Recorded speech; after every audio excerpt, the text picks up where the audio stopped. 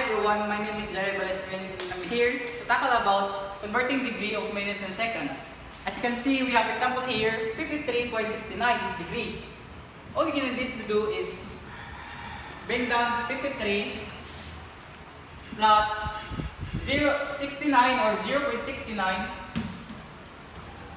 times 60 seconds. And now, next step is bring down 53 again.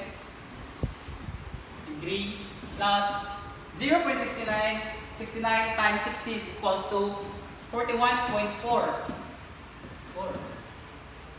The next step is bring down 53 again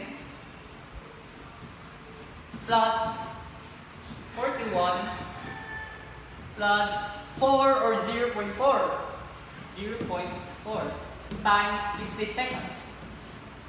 And the last step is bring down again the 53 degree. Bring down the 41 minute. And 0.4 times 60 is equals to 24 seconds. And now, you have this. Thank you for watching.